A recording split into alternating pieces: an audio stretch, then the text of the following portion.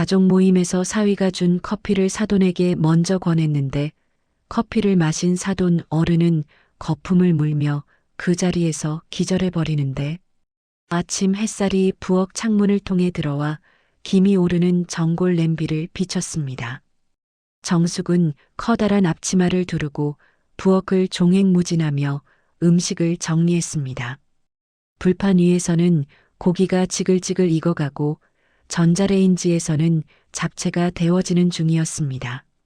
명절마다 반복되는 풍경이지만 올해는 뭔가 달랐습니다. 딸 은주가 결혼한 지 3년 만에 남편 민석과 함께 본가에 온다는 소식이 있었기 때문입니다. 정숙은 마음이 설레기도 하고 한편으로는 묘하게 불안했습니다. 사위 민석은 언제나 정중했지만 어딘가 마음이 다친 사람이었습니다. 그의 웃음은 예의 바르고 완벽했지만 눈동자에는 늘 계산이 깃들어 있었죠. 그런 그가 이번 명절에는 커피를 직접 내려오겠다고 말했을 때 정숙은 잠시 의아해했습니다. 사위가 커피를 내려? 웬일이래? 라는 생각이 잠시 스쳤지만 별일 아니라고 넘겼습니다. 오전 11시 초인종 소리가 울렸습니다. 정숙은 앞치마를 벗고 현관으로 달려갔습니다.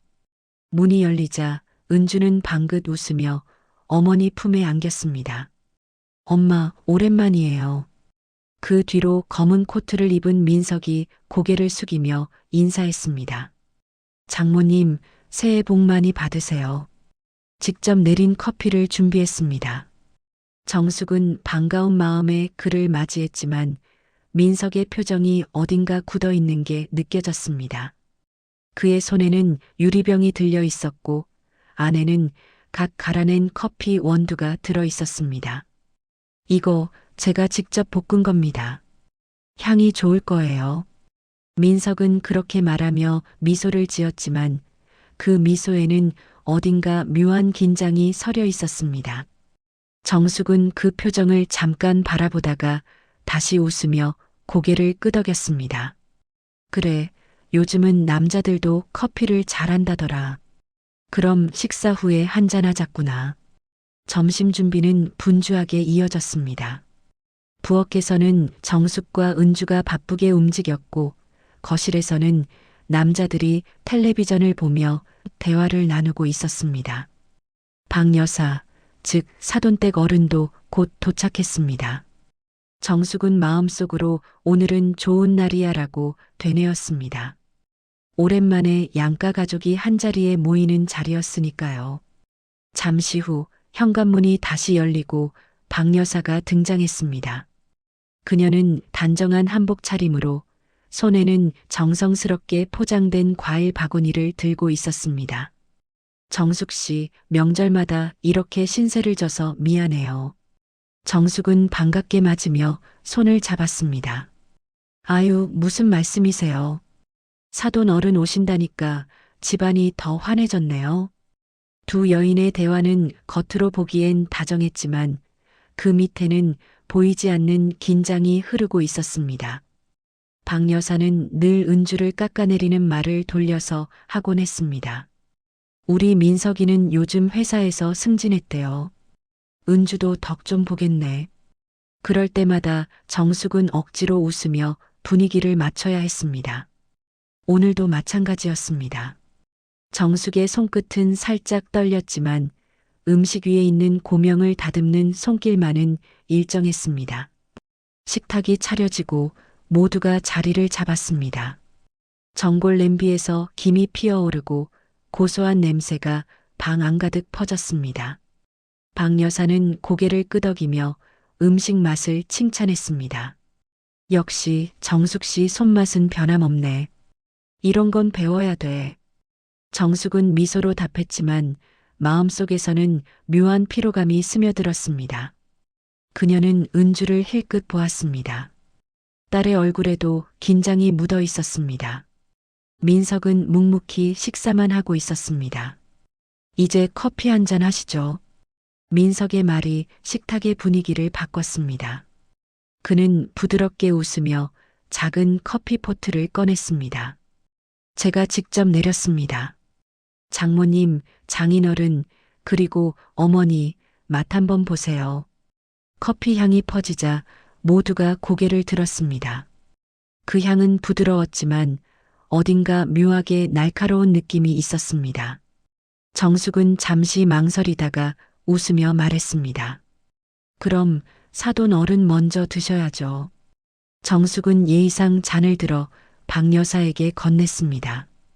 박 여사는 천천히 잔을 들어 한 모금 삼켰습니다. 그 순간 방안 공기가 묘하게 무거워졌습니다. 정숙은 이유를 알 수 없었지만 가슴이 답답하게 조여왔습니다. 박 여사가 잔을 내려놓으며 미묘한 표정을 지었습니다. 그녀는 무언가 말하려다 멈췄습니다. 사돈 어른, 괜찮으세요? 정숙이 물었지만 박 여사는 대답하지 않았습니다. 손이 떨리더니 잔이 식탁 위로 떨어졌습니다. 쨍그랑 소리와 함께 커피가 흘러내렸습니다. 순간 방 안이 얼어붙었습니다. 은주는 놀라 소리를 질렀고 민석은 자리에서 벌떡 일어났습니다. 박 여사의 얼굴은 창백해졌고 입가에는 미세한 경련이 일었습니다. 정숙은 정신이 아득해졌습니다. 그녀는 허둥지둥 다가가 손을 잡았지만 이미 의식이 희미했습니다. 여보, 119 불러요. 은주의 목소리가 절박하게 터져나왔습니다. 식탁 위에는 쏟아진 커피와 깨진 잔 조각이 뒤섞여 있었습니다. 커피 향은 여전히 퍼지고 있었지만 이제는 불길하게 느껴졌습니다. 민석은 얼굴이 하얗게 질린 채 말을 잃었습니다. 구급차의 사이렌이 멀리서 들려오기 시작했습니다. 그 순간 정숙은 자신이 잔을 건넸던 장면을 떠올렸습니다. 손끝에 남은 그 미묘한 냄새와 민석의 이상한 눈빛이 스쳐갔습니다. 설마, 그럴 리가. 가슴이 쿵쾅거리며 손이 떨렸습니다. 그녀는 그 자리에 주저앉았습니다. 모두의 시선이 민석에게 향했고 민석은 아무 말도 하지 못했습니다. 그의 얼굴에 스친 미묘한 미소가 정숙의 가슴을 서늘하게 만들었습니다. 사이렌 소리가 골목 끝에서 점점 커지더니 집 앞에 멈췄습니다. 빨간 불빛이 창문을 붉게 물들이며 깜빡였습니다. 정숙은 손에 남은 커피 냄새를 맡으며 멍하니 서 있었습니다. 박 여사가 바닥에 쓰러진 채 의식을 잃은 얼굴로 누워 있었습니다. 그 옆에서는 은주가 울음을 삼키며 박 여사의 손을 붙잡고 있었습니다. 조심하세요. 환자 호흡이 약합니다. 구급대원이 문을 열고 들어왔습니다. 순식간에 거실은 소란스러워졌습니다. 의료진은 들것을 펼치고 박 여사를 조심스레 옮겼습니다. 심장 압박과 인공호흡이 이어졌지만 아무런 반응이 없었습니다. 정숙은 아무 말도 하지 못한 채 부엌 문 앞에 서 있었습니다. 그녀의 시선은 바닥에 흩어진 커피잔 조각 위에 고정되어 있었습니다. 그 조각 위로 커피가 천천히 번지고 있었습니다. 진한 갈색 액체가 흘러내리며 마룻바닥 틈으로 스며드는 모습이 마치 피처럼 느껴졌습니다. 그 순간 정숙은 등골이 서늘해졌습니다. 민석은 여전히 말이 없었습니다. 그의 얼굴은 창백했지만 눈빛만은 이상하리만큼 차분했습니다. 정숙은 그 눈빛을 보고 섬뜩한 기시감을 느꼈습니다. 사위가 왜 저렇게 멍하죠? 그녀의 속에서 작은 의심이 피어올랐습니다. 그러나 지금은 그럴 겨를이 없었습니다. 구급대원이 박 여사를 들것에 태우며 말했다. 지금 바로 병원으로 이송합니다. 가족분 중 한 분은 같이 타세요. 은주는 울먹이며 손을 들었습니다. 제가 가겠습니다. 엄마, 나 병원 다녀올게요. 정숙은 그 말을 들었지만 대답하지 못했습니다. 그저 고개를 끄덕였을 뿐이었습니다. 현관문이 닫히고 구급차가 출발했습니다. 멀어지는 사이렌 소리가 점점 작아졌습니다. 남은 사람들은 침묵 속에 앉아 있었습니다. 민석은 깊은 한숨을 내쉬며 식탁 옆 의자에 앉았습니다. 그는 고개를 숙인 채 자신의 두 손을 바라봤습니다. 정숙은 천천히 거실 한가운데로 걸어갔습니다. 깨진 잔을 하나하나 주워 담으며 속삭였습니다. 이게 왜 이렇게 됐을까? 내가 잘못한 걸까? 손끝에 잔 조각이 닿아 피가 맺혔습니다. 그녀는 피를 보고도 놀라지 않았습니다. 오히려 마음이 더 차분해졌습니다. 그날 저녁 병원에서 전화가 왔습니다. 은주의 떨리는 목소리가 수화기 너머로 들려왔습니다. 엄마 사돈 어머니가 중환자실이에요. 독성 반응이 있대요. 커피에 뭐가 들어 있었대요. 정숙은 그 말을 듣는 순간 몸이 굳어버렸습니다. 독성 반응? 그 단어가 머릿속에서 울렸습니다. 그녀는 무의식적으로 부엌으로 걸어갔습니다. 싱크대 위에는 민석이 가져온 커피포트와 빈 잔들이 있었습니다. 그녀는 냄새를 맡았습니다. 커피 향은 여전히 고소했지만 그 밑에 뭔가 이상한 냄새가 섞여 있었습니다.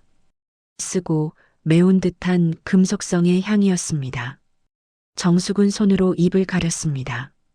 그녀는 더 이상 냄새를 맡지 못했습니다. 밤이 깊었습니다. 경찰이 도착했습니다. 형사 김도윤은 집안을 둘러보며 메모를 남겼습니다. 커피는 누가 탔습니까? 정숙은 천천히 민석을 바라봤습니다. 민석은 짧게 대답했습니다. 제가요. 직접 내렸습니다. 원두는 제가 볶은 거예요. 그의 태도는 차분했지만 어딘가 인위적이었습니다. 김 형사는 냉정하게 물었습니다. 커피를 마신 분은 누구입니까? 사돈 어른이요. 그분께 드리려던 게 맞습니까? 민석은 고개를 끄덕였지만 정숙은 본능적으로 알았습니다. 그 잔은 원래 자신에게 건네지려 했다는 걸. 조사는 새벽까지 이어졌습니다. 형사들은 커피잔과 포트를 수거했고 부엌 전체를 촬영했습니다. 정숙은 구석에 앉아 가만히 있었습니다. 손에 아직도 커피 냄새가 남아 있었습니다. 그 냄새는 그녀의 기억 속에서 점점 변해갔습니다. 처음엔 달콤했고 그 다음엔 쌉쌀했으며 지금은 차갑고 역겨웠습니다. 민석은 조사 도중에도 미소를 잃지 않았습니다. 그의 태도는 오히려 여유로워 보였습니다. 형사가 커피 원두 어디서 구했냐고 묻자 그는 짧게 대답했습니다. 제가 직접 가져온 겁니다. 제 원두입니다. 그 말 속에는 묘한 확신이 담겨 있었습니다. 정숙은 그 대화를 듣는 순간 등골이 오싹해졌습니다. 그녀는 손을 꼭 쥐었습니다. 그녀의 머릿속에는 지난주 은주가 했던 말이 떠올랐습니다. 엄마, 요즘 민석이 이상해요. 괜히 나한테 화내고 밤마다 뭘 써요. 노트에 뭔가 적고.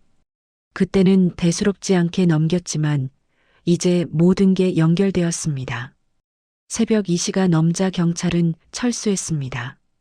정숙은 부엌불을 끄고 천천히 안방으로 향했습니다. 그러나 눈을 감을 수가 없었습니다. 귀에는 여전히 사이렌 소리가 맴돌았고 코끝에는 커피 냄새가 남아 있었습니다. 그녀는 속삭이듯 말했습니다. 그 잔 내가 먼저 들었어야 했는데. 그녀의 마음속에는 죄책감과 의심이 뒤섞였습니다. 혹시 그 사람이 나를? 그 생각이 떠오르는 순간 온몸이 떨렸습니다. 정숙은 다시 자리에서 일어나 커피포트를 꺼내 들었습니다. 그리고 조용히 냄비에 물을 끓였습니다. 그녀는 다시 냄새를 맡았습니다. 이번엔 분명히 알 수 있었습니다. 그 커피는 사람의 손맛이 아니라 증오의 냄새를 품고 있었습니다. 새벽 공기는 유난히 차가웠습니다. 정숙은 병원 복도 의자에 앉아 있었습니다. 차가운 형광등 아래 손끝은 얼어붙은 듯 움직이지 않았습니다. 박 여사는 여전히 중환자실 안에서 의식을 찾지 못하고 있었습니다. 문 너머로 들려오는 의료기기의 삑삑 소리만이 생명의 존재를 알려주고 있었습니다. 그녀 옆에는 형사 김도윤이 서 있었습니다. 그는 조용히 메모를 넘기며 정숙을 바라보았습니다. 사모님, 커피는 사위분이 직접 내린 게 맞습니까? 정숙은 천천히 고개를 끄덕였습니다. 네, 그랬어요. 커피포트도 원두도 다 사위가 가져왔어요. 그럼 사위분이 먼저 권했습니까? 아니요. 내가 사돈 어른께 먼저 권했어요. 그 말을 하는 순간 정숙의 목소리가 흔들렸습니다. 형사의 눈빛이 잠시 날카로워졌습니다. 김 형사는 무언가 메모에 적더니 잠시 고개를 들었습니다. 사모님, 혹시 사위분이 요즘 이상한 행동을 한 적은 없습니까? 정숙은 대답하지 못했습니다. 이상한 행동 그 말이 머릿속을 맴돌았습니다. 며칠 전 은주가 했던 말이 떠올랐습니다. 엄마, 민석이 요즘 나한테 너무 예민해요. 작은 일에도 화를 내고 커피에 집착해요. 그녀는 그 말을 들었을 때 가볍게 넘겼습니다. 요즘 스트레스 받겠지라고. 하지만 지금은 그 모든 게 불길한 신호처럼 느껴졌습니다. 그때 복도 끝에서 은주가 걸어왔습니다. 눈은 퉁퉁 부어 있었고 손에는 구겨진 휴지가 쥐어져 있었습니다. 엄마 사돈 어머니 아직도 의식이 없대요. 정숙은 딸을 바라보다가 조용히 손을 잡았습니다. 괜찮을 거야, 은주야. 아직 포기하긴 이르잖니. 하지만 그 말은 위로가 아니라 스스로를 다독이는 말이었습니다. 형사 김도윤은 잠시 말을 멈추었다가 조용히 한마디를 던졌습니다. 사위분이 병원에는 오지 않네요. 그 말에 정숙과 은주의 시선이 동시에 흔들렸습니다. 은주는 입술을 깨물었습니다. 민석은 경찰서에서 조사를 받는데요. 그녀는 힘없이 대답했습니다. 정숙은 고개를 숙였습니다. 그날 오후 경찰서 조사실. 민석은 의자에 앉아 있었습니다. 책상 위에는 커피포트와 잔 사진, 그리고 포장된 원두 봉투가 놓여 있었습니다. 김 형사가 자리에 앉으며 물었습니다. 이 원두 직접 볶으셨다고 하셨죠? 민석은 짧게 웃었습니다. 네. 커피는 제 유일한 취미입니다. 그는 의자에 기대며 손가락을 꼼지락거렸습니다. 그날 커피를 누구에게 드릴 생각이었습니까? 민석은 눈을 가늘게 떴습니다. 모두에게요. 가족 모두가 제 커피를 좋아했으니까요. 그의 말은 부드러웠지만 눈빛은 서늘했습니다. 조사실 유리 너머에서 정숙이 그 모습을 지켜보고 있었습니다. 그녀의 마음속에서는 믿음과 두려움이 뒤섞였습니다. 저 사람 내가 알던 그 사위가 맞을까? 형사가 자리를 비운 순간 민석은 고개를 들어 정숙을 바라봤습니다. 유리창 너머 눈이 마주쳤습니다. 그의 입꼬리가 천천히 올라갔습니다. 그 미소는 의미심장했습니다. 정숙은 숨이 막혀 한 걸음 뒤로 물러났습니다. 그 시각 병원에서는 박 여사의 상태가 악화되었습니다. 의사들은 응급조치를 시작했지만 반응은 미미했습니다. 은주는 복도에 무릎을 꿇고 울었습니다. 엄마, 왜 이런 일이 왜 하필? 정숙은 딸의 어깨를 안으며 눈을 감았습니다. 그녀의 머릿속에는 점점 하나의 가능성이 자리를 잡고 있었습니다. 그 잔 내가 마셨더라면. 며칠 후 국립과학수사연구원의 보고서가 나왔습니다. 커피에서 검출된 것은 소량의 독극물이었습니다. 농약 계열의 희귀 성분이었고 흔히 식품에는 쓰이지 않는 물질이었습니다. 김 형사는 문서를 내려놓으며 말했다. 이건 단순 실수가 아닙니다. 정숙은 그 말을 듣는 순간 심장이 내려앉는 기분이 들었습니다. 그날 밤 정숙은 은주와 단둘이 마주 앉았습니다. 은주는 손을 비비며 입을 열었습니다. 엄마 사실 나 이혼 얘기 꺼냈어요. 정숙은 놀란 눈으로 딸을 보았습니다. 민석이 요즘 이상했어요. 집에서도 커피만 내리고 나한테는 눈도 안 마주쳤어요. 그녀의 눈에 눈물이 고였습니다. 며칠 전엔 나보고 커피 한 잔만 마셔보라고 했어요. 그때 느낌이 이상했어요. 정숙은 숨을 들이켰습니다. 모든 조각이 하나로 맞춰지는 듯 했습니다. 은주는 눈을 감고 떨리는 목소리로 덧붙였습니다. 민석은 엄마를 미워했어요. 내가 늘 엄마 편을 들었으니까. 그 말은 정숙의 가슴을 찔렀습니다. 그녀는 말을 잃었습니다. 엄마, 혹시 그 커피가 원래 엄마 거였던 건 아닐까? 은주의 목소리가 점점 낮아졌습니다. 정숙은 고개를 들지 못했습니다. 그녀의 눈에서는 눈물이 흘러내렸습니다. 다음 날, 김 형사는 정숙에게 연락했습니다. 사모님, 사위분이 추가 조사를 거부했습니다. 변호인을 선임했다고 하네요. 정숙은 전화기를 쥔 손이 떨렸습니다. 그녀는 천천히 대답했습니다. 형사님, 혹시 그날 커피잔 제자리였다는 증거가 있을까요? 형사는 잠시 침묵하다가 대답했습니다. 네, 있었습니다. 테이블 좌석 배치 사진에 따르면 사모님 자리 앞에 그 잔이 놓여 있었어요. 정숙은 그 말을 듣는 순간 숨이 멎을 듯 했습니다. 그녀는 그날의 장면을 떠올렸습니다. 자신이 커피를 받았을 때 민석의 시선이 자신을 향해 있었다는 걸. 그 시선이 잠시 멈췄다가 박 여사가 잔을 가져가던 순간 미묘하게 흔들렸다는 걸. 그때는 몰랐습니다. 하지만 지금은 분명히 기억났습니다. 정숙은 자리에서 천천히 일어섰습니다. 창밖에는 어둠이 내리고 있었습니다. 그녀는 스스로에게 속삭였습니다. 이제 내가 직접 확인해야겠네. 밤은 깊어가고 있었습니다.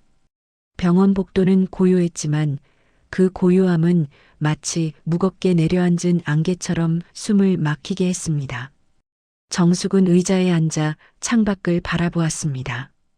비가 내리고 있었습니다. 가늘게 떨어지는 빗방울은 형광등 불빛에 반사되어 마치 눈물처럼 반짝였습니다.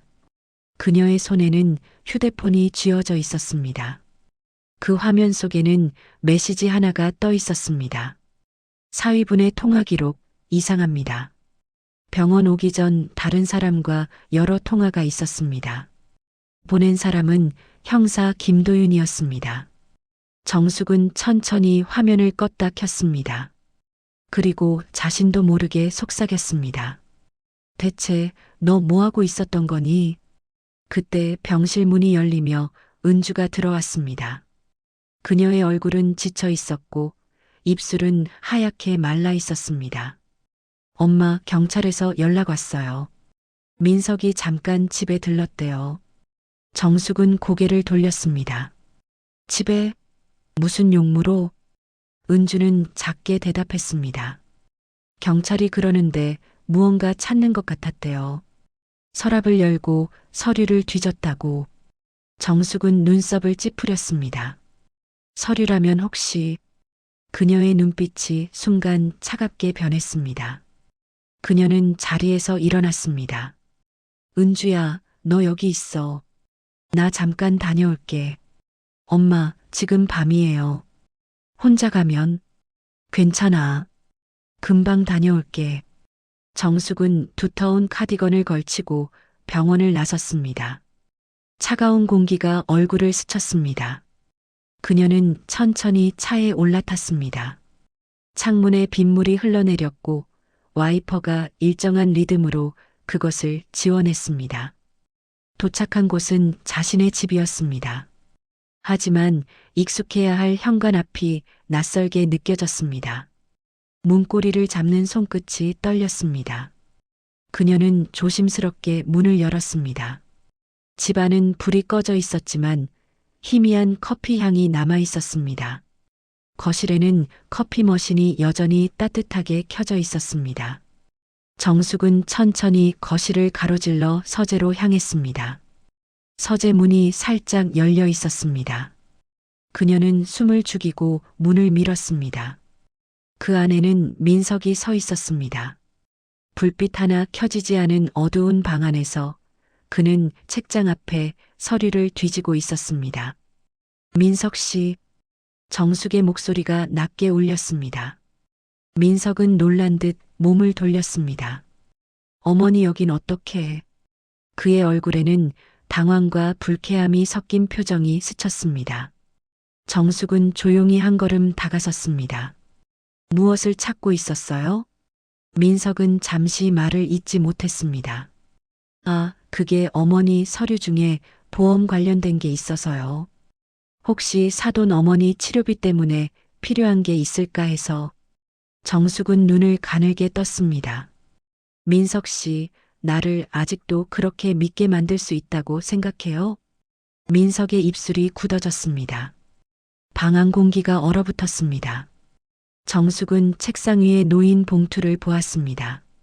그건 분명 자신이 며칠 전 금고에서 꺼내둔 가족계좌 관련 서류였습니다. 그녀는 천천히 봉투를 들었습니다. 이걸 왜 찾고 있었죠? 민석은 잠시 침묵하더니 억지로 웃었습니다. 오해하지 마세요. 전 그냥. 정숙은 말을 끊었습니다. 오해가 아니라 이제는 확신이에요. 민석의 눈빛이 변했습니다. 그는 한숨을 내쉬더니 의자를 돌려 앉았습니다. 어머니, 진심으로 묻고 싶은 게 있습니다. 그의 목소리는 낮고 단단했습니다. 제 아내가 얼마나 힘들어했는지 알고 계셨습니까? 정숙은 멈칫했습니다. 그 아이는 늘 어머니 그림자 속에서 살았습니다. 어떤 선택도, 어떤 말도 어머니 허락 없이는 못했죠. 그의 목소리가 점점 격해졌습니다. 그게 결국 우리를 이렇게 만든 겁니다. 정숙은 참았던 분노가 치밀어 올랐습니다. 그게 당신이 한 짓의 이유가 될 순 없어요. 민석은 차분히 웃었습니다. 이유가 아니라 결과죠. 어머니가 만든 결과. 그의 시선은 서늘했습니다. 그 순간 정숙은 깨달았습니다. 이 사위는 더 이상 자신이 알던 사람이 아니었습니다. 침묵이 길게 이어졌습니다. 민석은 자리에서 일어났습니다. 이 집 곧 팔릴 겁니다. 어머니도 알고 계시죠? 사돈 어머니 병원비가 생각보다 큽니다. 정숙은 눈을 크게 떴습니다. 그걸 왜 당신이 알아요? 은주가 다 얘기했죠. 걱정 마세요. 제가 알아서 처리할 겁니다. 그는 무표정하게 대답하고 문을 향해 걸어갔습니다. 정숙은 그를 바라보다가 조용히 말했습니다. 민석 씨, 커피 좋아하죠? 민석이 걸음을 멈췄습니다. 왜 그러십니까? 그날 당신이 탔던 커피, 그건 누구를 위한 거였습니까? 민석은 대답하지 않았습니다. 그의 어깨가 살짝 떨렸습니다. 정숙은 그 떨림을 놓치지 않았습니다. 그녀의 눈에 확신이 자리 잡았습니다. 민석은 천천히 돌아섰습니다. 어머니, 그날 일이 어떻게 된 건지 아직 모르는군요. 그의 눈빛은 싸늘했습니다. 진실이란 보는 각도에 따라 다르죠. 그 말만 남기고 민석은 방을 나갔습니다. 문이 닫히는 소리가 울렸습니다. 정숙은 한참 동안 그 자리에 서 있었습니다. 그녀는 주저앉았습니다. 손에 쥔 서류 봉투가 구겨졌습니다. 눈물이 한 방울 종이 위에 떨어졌습니다. 그녀의 마음속에서는 분노와 두려움이 동시에 일었습니다. 이제 내가 직접 끝내야겠구나. 그녀는 자신에게 속삭였습니다. 바깥에서는 여전히 비가 내리고 있었습니다. 창문 너머 희미한 가로등 불빛이 깜빡였습니다. 정숙은 천천히 일어섰습니다. 눈빛이 달라져 있었습니다. 그녀는 다시 병원으로 향했습니다. 이제 더는 피해자처럼 앉아있지 않기로 마음먹은 얼굴이었습니다. 다음 날 아침 비는 그쳤지만 공기 속에는 여전히 습기와 긴장이 감돌고 있었습니다. 정숙은 밤새 한숨도 자지 못했습니다. 그녀의 머릿속에는 민석의 말과 표정, 그리고 그가 남긴 마지막 문장이 반복되었습니다. 진실이란 보는 각도에 따라 다르죠. 그 말은 마치 퍼즐의 마지막 조각처럼 그녀의 마음을 찌르고 있었습니다. 그녀는 거울 앞에 섰습니다. 어제보다 얼굴이 더 수척해 보였습니다. 하지만 눈빛은 단단했습니다. 그녀는 결심했습니다. 더 이상 기다리지 않겠다. 정숙은 핸드백을 들고 집을 나섰습니다. 도착한 곳은 구청이었습니다. 그녀는 접수 창구 앞에서 주민등록 등본을 발급받았습니다. 민석의 주소, 그의 사업체 이름, 그리고 최근의 부동산 거래 내역까지 꼼꼼히 확인했습니다. 그녀의 눈은 점점 날카로워졌습니다. 그녀는 구청 앞 벤치에 앉아 서류를 다시 펼쳤습니다. 삼성상사 대표이사 민석. 그녀는 조용히 중얼거렸습니다. 이 회사 이름은 처음 듣는 곳이었습니다. 하지만 더 이상 단순한 호기심이 아니었습니다. 이건 분명 무언가를 감추고 있다는 신호였습니다. 그녀는 곧바로 경찰서로 향했습니다. 형사 김도윤이 그녀를 보자 피곤한 얼굴로 일어섰습니다. 어르신, 또 오셨습니까? 정숙은 조용히 봉투를 꺼내 그의 앞에 내밀었습니다. 이거 좀 봐주세요. 이 사람이 무슨 일을 하는지, 그리고 이 회사가 뭔지 알아봐 주세요. 형사는 봉투를 열었습니다. 그 안에는 민석의 이름이 적힌 법인 등기부 사본이 들어 있었습니다. 삼성상사라 어르신, 이거 혹시 물류 쪽인가요? 몰라요. 근데 느낌이 이상해요. 그 애가 이런 걸 숨긴 이유가 있을 겁니다. 형사는 고개를 끄덕였습니다. 알겠습니다. 제가 확인해 보죠. 정숙은 잠시 머뭇거리다 물었습니다. 형사님, 혹시 그날 커피잔에서 뭐가 나왔는지 결과 들으셨어요? 형사는 서류를 넘기며 대답했습니다. 아직 정밀 분석 중입니다. 하지만 카페인 수치가 비정상적으로 높았어요. 정숙은 손을 꽉 쥐었습니다. 그럼 정말. 형사는 고개를 저었습니다. 단정 짓긴 아직 이릅니다. 하지만 누가 일부러 건드렸다면 그건 사고가 아닙니다. 정숙은 자리에서 일어났습니다. 형사님, 부탁드릴게요. 끝까지 밝혀주세요. 그녀의 목소리는 떨렸지만 눈빛은 단호했습니다. 그녀는 경찰서를 나와 곧장 민석의 회사 주소로 향했습니다. 서울 외곽의 오래된 공단 지역, 한적한 골목길 끝에 간판도 없는 창고 하나가 있었습니다. 삼성상사. 문 앞에는 오래된 트럭이 세워져 있었고 창문에는 먼지가 두껍게 쌓여 있었습니다. 정숙은 조심스럽게 문고리를 잡았습니다. 잠겨 있었습니다. 그녀는 주변을 살폈습니다. 마침 옆 건물에서 중년의 남자가 담배를 피우며 서 있었습니다. 정숙은 다가가 조심스럽게 물었습니다. 저기요, 혹시 이 건물에서 일하시는 분 아세요? 남자가 연기를 내뿜으며 대답했습니다. 아, 거기요? 가끔 젊은 남자 한 명 오긴 해요. 근데 요즘은 잘 안 보이던데. 언제쯤 봤어요? 글쎄, 일주일 전쯤 새벽에 차 한 대가 와서 뭘 싣더라고요. 박스 같은 거요. 정숙의 심장이 빠르게 뛰기 시작했습니다. 그녀는 휴대폰을 꺼내 사진을 보여줬습니다. 이 사람 맞나요? 남자가 눈을 가늘게 뜨더니 고개를 끄덕였습니다. 맞아요, 그 사람. 정장 입고 왔어요. 근데 이상했어요. 얼굴이 많이 상했더라고요. 정숙은 숨을 고르며 물었습니다. 박스에 뭐가 있었는진 모르겠죠? 모르죠.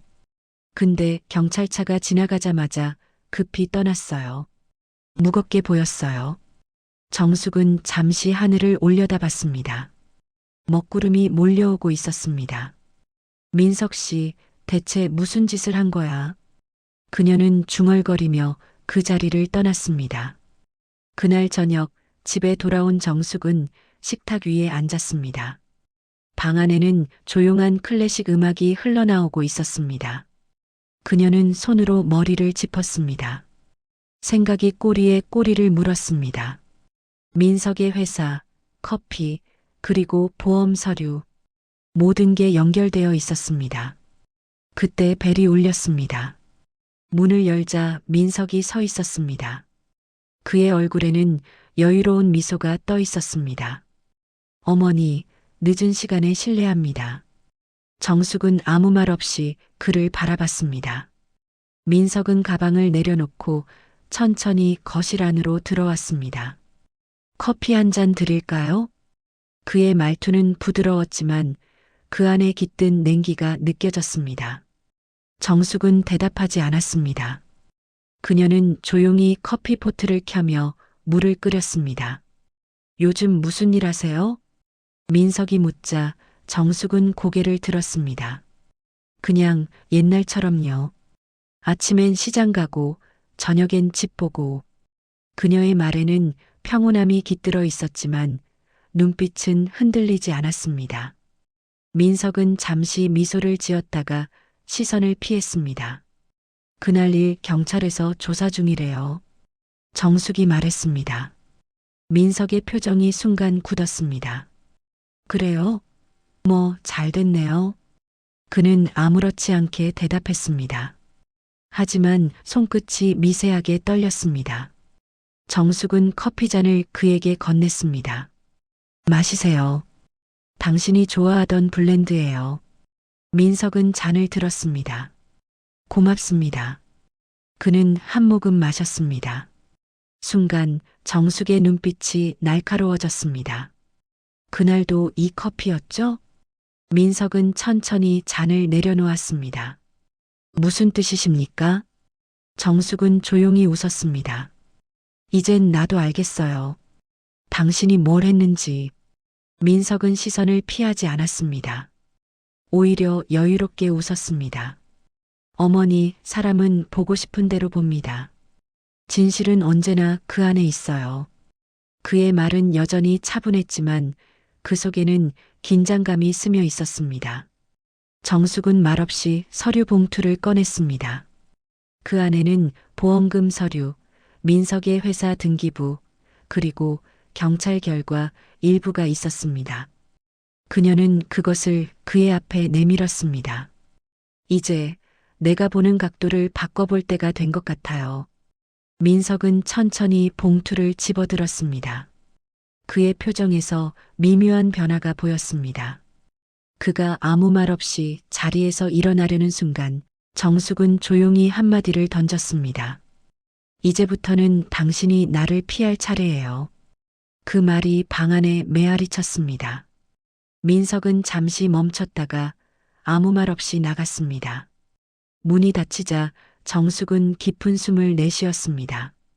그녀의 손끝은 여전히 떨리고 있었지만 눈빛은 결의로 빛나고 있었습니다. 끝까지 간다. 그녀는 속삭였습니다. 밖에서는 다시 비가 내리기 시작했습니다. 이번에는 조용히 하지만 길고 무겁게 그 빗소리가 마치 예고처럼 들렸습니다. 다가올 마지막 폭풍을 알리는 소리처럼. 밤이 깊었습니다. 정숙은 식탁 위에 서류와 메모지를 펼쳐놓은 채 손가락으로 줄을 하나하나 짚어가며 적어 내려갔습니다. 그녀의 필체는 흔들렸지만 그 속에는 절박한 집중력이 담겨 있었습니다. 보험금 아들 사망 수혜자 민석. 그녀는 한 줄을 읽고 나서 눈을 감았습니다. 그리고 천천히 숨을 내쉬었습니다. 이게 다 연결되어 있었네. 혼잣말이 흘러나왔습니다. 지난 3년간 이해할 수 없었던 수많은 일들이 그 순간 하나의 선으로 이어졌습니다. 아들의 갑작스러운 사고, 민석의 등장, 사돈의 중독 사건, 그리고 회사의 자금 흐름까지 그녀는 손끝으로 봉투 안의 사진을 꺼냈습니다. 사진 속에는 민석이 낯선 남자들과 식사하는 모습이 찍혀 있었습니다. 그중 한 명은 정숙에게 익숙했습니다. 바로 보험사 담당자였습니다. 그녀의 심장이 철렁 내려앉았습니다. 이건 우연이 아니야. 정숙은 핸드폰을 꺼내 통화 기록을 검색했습니다. 며칠 전 민석이 집 앞에서 전화를 받던 장면이 떠올랐습니다. 그때 그의 표정은 평소와 달랐습니다. 차갑고 조용히 분노를 억누르는 얼굴이었죠. 그녀는 의심이 확신으로 바뀌는 걸 느꼈습니다. 정숙은 다음날 아침 경찰서를 다시 찾았습니다. 형사 김도윤이 놀란 표정으로 그녀를 맞이했습니다. 어르신, 어제도 오시지 않으셨어요? 급한 일이 생겼어요. 정숙은 곧장 서류를 내밀었습니다. 이 사진 좀 봐주세요. 여기 있는 사람들 전부 조사할 수 있을까요? 형사는 사진을 유심히 보다가 고개를 끄덕였습니다. 이 사람 보험사 손해사정인 맞네요. 이 회사 요즘 문제 많습니다. 정숙의 눈이 커졌습니다. 문제요? 예. 작년에도 비슷한 사건이 있었어요. 보험금을 노리고 사고를 조작한 건인데 아직도 내사 중입니다. 형사는 잠시 말을 멈추더니 그녀를 바라봤습니다. 어르신, 이거 위험할 수 있어요. 괜히 건드리면. 괜히가 아니에요. 제 아들이 죽었어요. 이유도 모르고요. 정숙의 목소리는 낮았지만 단단했습니다. 형사는 잠시 말없이 그녀를 보다가 서류를 정리했습니다. 좋아요. 제가 알아보겠습니다. 하지만 어르신은 조심하셔야 합니다. 정숙은 고개를 끄덕였습니다. 그녀는 자리에서 일어나며 말했습니다. 이제 겁낼 일 없어요. 진실이 드러나면 그게 다니까요. 그날 오후 정숙은 택시를 타고 강남 쪽으로 향했습니다. 주소는 삼성상사 본점. 그녀는 건물 앞에 내리며 고개를 들어 간판을 바라봤습니다. 평범한 중소기업처럼 보였지만 안에서는 낯선 긴장감이 느껴졌습니다. 정숙은 경비실 앞에서 방문 목적을 물었습니다. 민석 씨를 만나러 왔어요. 경비원은 고개를 갸웃했습니다. 오늘 안 나오셨는데요. 아침부터 회의 있다고 나가셨어요. 혹시 어디로 가셨는지 아세요? 글쎄요, 들으론 창고 쪽에 간다던데요. 정숙의 눈빛이 번쩍였습니다. 창고. 그때 그곳이네.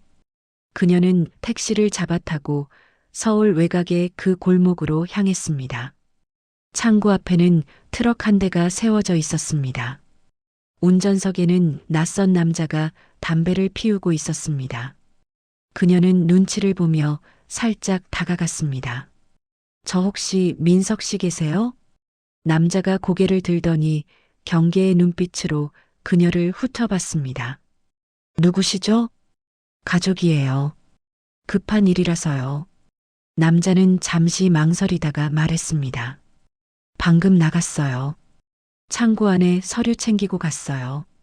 정숙은 그가 떠난 뒤 조심스럽게 창고 문틈으로 안을 들여다봤습니다. 안쪽에는 커다란 상자들이 쌓여 있었고 구석에는 서류가 흩어져 있었습니다. 그녀는 문을 살짝 열고 안으로 들어섰습니다. 공기는 눅눅했고 먼지가 가득했습니다. 바닥에는 낡은 커피 머신과 빈 상자가 나뒹굴고 있었습니다. 그녀는 천천히 걸으며 서류들을 살펴봤습니다. 그중 한 봉투에 눈길이 멈췄습니다. 보험금 지급 확인서, 그리고 그 옆에는 민석의 이름이 선명히 찍혀 있었습니다. 그 순간 정숙의 손이 떨렸습니다. 역시 그녀는 종이를 꽉 쥐며 중얼거렸습니다. 그때 갑자기 문이 열렸습니다. 민석이 서 있었습니다. 그의 표정에는 놀람과 분노가 뒤섞여 있었습니다. 어머니, 여긴 왜 오셨어요? 정숙은 서류를 숨기지 않았습니다. 이게 뭐죠? 내 아들 이름으로 보험금을 타간 게 당신이에요? 민석의 입술이 굳었습니다. 오해십니다. 오해? 이게 오해야요? 정숙의 목소리가 높아졌습니다. 내 아들이 죽고 당신은 그 돈으로 회사를 세웠잖아요. 민석은 한숨을 내쉬며 시선을 돌렸습니다. 어머니, 세상은 그렇게 단순하지 않습니다. 단순하지 않다고요? 그럼 그날 커피에 뭐가 들어 있었는지도 단순하지 않겠네요? 민석은 고개를 숙였습니다. 그건 내가 한 게 아닙니다. 정숙은 분노로 손이 떨렸습니다. 그럼 누가 했다는 거예요? 민석은 말없이 창고 밖을 바라봤습니다. 누군가 우리 모두를 이용하고 있어요. 어머니가 상상도 못할 사람입니다. 정숙은 혼란스러웠습니다. 무슨 말이에요? 민석은 그녀를 똑바로 바라봤습니다. 그날 커피는 제가 탄 게 아닙니다. 어머니가 건넨 그 잔 그건 이미 바뀌어 있었어요. 순간 정숙의 머리가 멍해졌습니다. 그녀는 기억을 더듬었습니다. 그날의 테이블, 커피잔, 그리고 사돈의 미소. 어쩌면 정말 정숙은 손에 든 서류를 떨어뜨렸습니다. 그럼 그 사람은 민석은 고개를 끄덕였습니다. 아버님 쪽 사람입니다. 그 돈을 노렸던 건 저뿐만이 아니었어요. 정숙은 말을 잃었습니다. 창고 안의 공기가 점점 무겁게 내려앉았습니다. 민석은 조용히 말했습니다. 지금이라도 그만두세요. 이건 어머니가 감당할 일이 아닙니다. 하지만 정숙은 고개를 저었습니다. 이제 멈출 수 없어요. 여기까지 왔는데 끝을 봐야죠. 민석의 눈에 짧은 미소가 스쳤습니다. 역시 어머니답네요. 정숙은 그를 바라보며 낮게 말했습니다. 그럼 같이 갑시다. 진실이든 죄든 이제는 같이 마주해야죠. 민석은 아무 말 없이 고개를 끄덕였습니다. 비가 내리기 시작했습니다. 창고의 천장 틈새로 떨어지는 빗방울이 두 사람 사이의 긴 침묵을 채웠습니다. 이제 감춰진 진실의 막이 하나씩 걷히기 시작했습니다. 창고를 나서는 순간 공기 속의 빗방울이 차갑게 정숙의 얼굴을 때렸습니다. 그녀는 손에 쥔 서류 봉투를 단단히 쥐었습니다. 손끝은 얼었지만 마음속 불길은 꺼지지 않았습니다.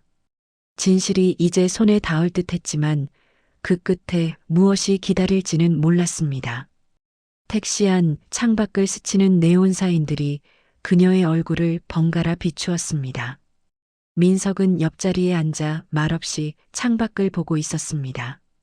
그의 얼굴에는 피곤함이 묻어 있었지만 그보다 깊은 그림자가 자리하고 있었습니다.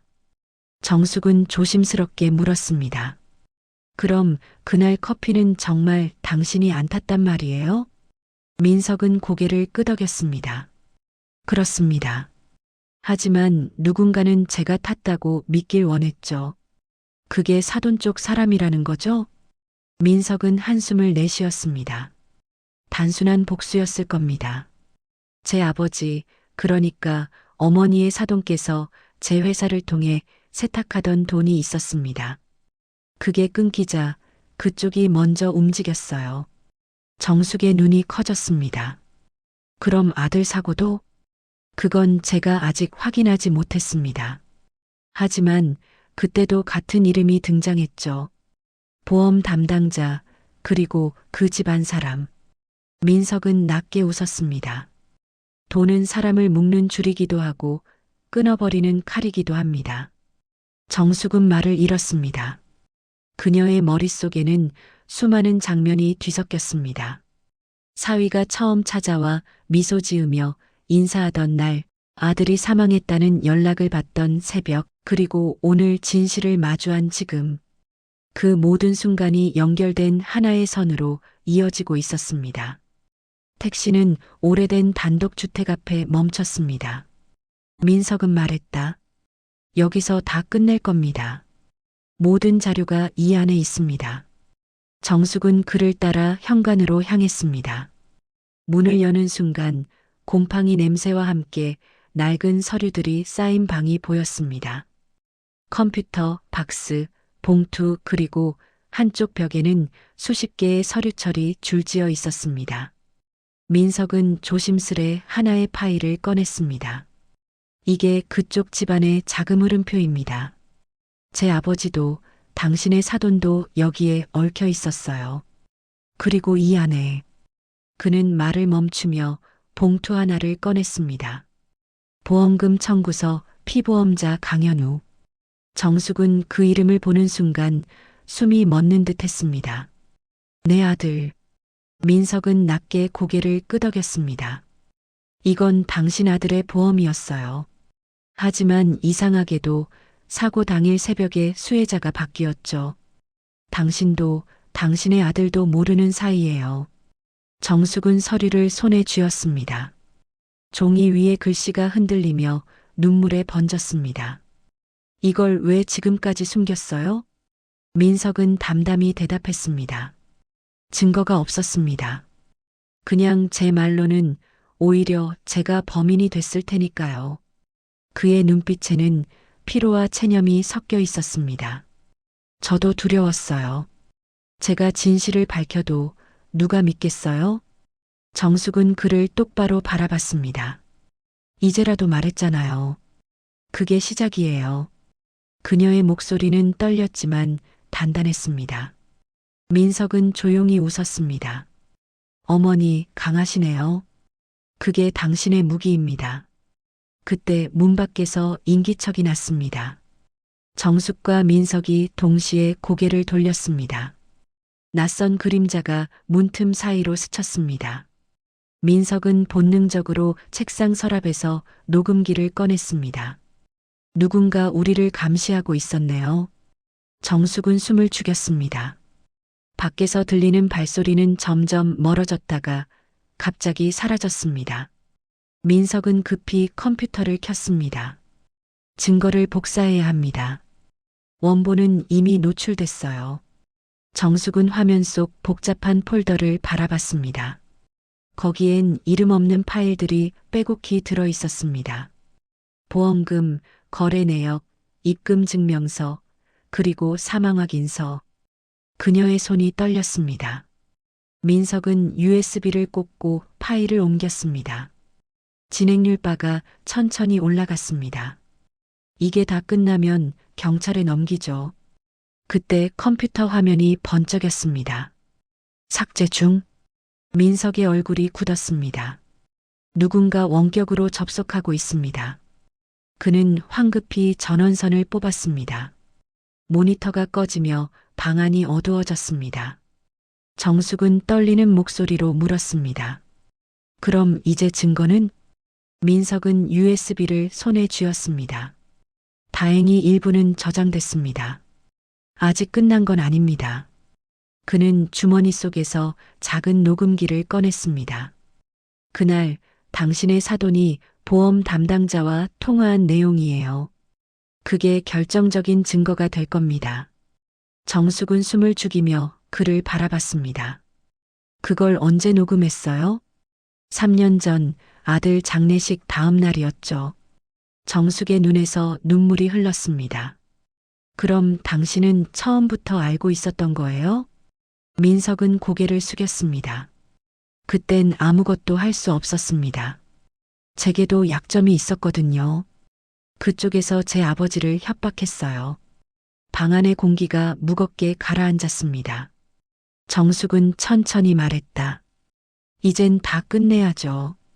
더 이상 숨을 이유도 두려울 이유도 없어요.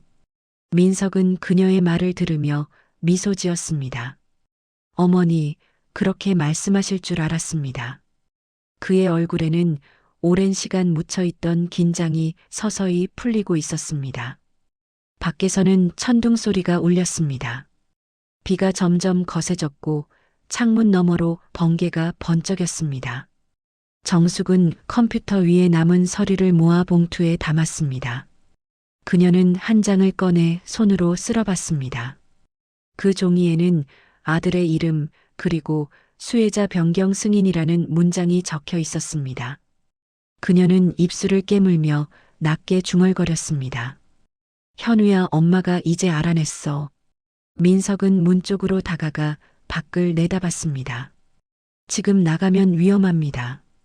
이들은 우리가 뭘 갖고 있는지 이미 알아요. 정숙은 고개를 저었습니다. 그래도 가야 해요. 지금이 아니면 영영 진실을 묻히게 될 거예요. 그녀의 눈빛은 두려움을 넘어선 결심으로 차 있었습니다. 민석은 잠시 그녀를 바라보다가 조용히 문을 열었습니다. 좋아요. 하지만 제 차로 갑시다. 이 USB 절대 떨어뜨리면 안 됩니다. 두 사람은 어둠 속으로 걸어 나왔습니다.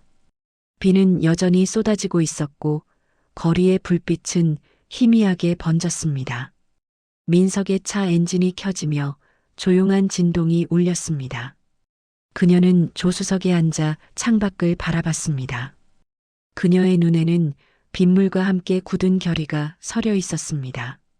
민석은 핸들을 잡으며 조용히 말했다. 이제 마지막입니다. 모든 게 드러날 겁니다. 정숙은 대답 대신 손에 쥔 USB를 가만히 바라봤습니다. 작은 금속 조각 하나가 이제 모든 운명을 바꾸려 하고 있었습니다. 그녀의 눈빛은 결코 흔들리지 않았습니다. 이제 더 이상 물러설 곳은 없었습니다. 진실의 무게는 무겁지만 그 무게를 견디기로 이미 마음을 정한 사람이 거기 있었습니다. 비는 더욱 세차게 내리고 도시는 고요히 잠들어 있었습니다. 하지만 그 밤 두 사람만은 깨어 있었습니다. 숨겨진 진실이 폭로될 마지막 순간을 향해 묵묵히 달려가고 있었습니다. 새벽이었습니다. 긴 비가 멈춘 도시 위로 붉은 여명이 서서히 번지고 있었습니다. 정숙은 창가에 서서 하늘을 바라봤습니다. 그녀의 손에는 작은 USB가 들려 있었고 책상 위에는 며칠 전부터 켜져 있는 램프가 여전히 은은한 빛을 내고 있었습니다. 방 안에는 커피 향이 잔잔히 퍼지고 있었습니다. 그녀는 조용히 주전자에서 뜨거운 물을 부었습니다. 잔 속에 원두가루가 천천히 가라앉으며 부드러운 김이 올랐습니다.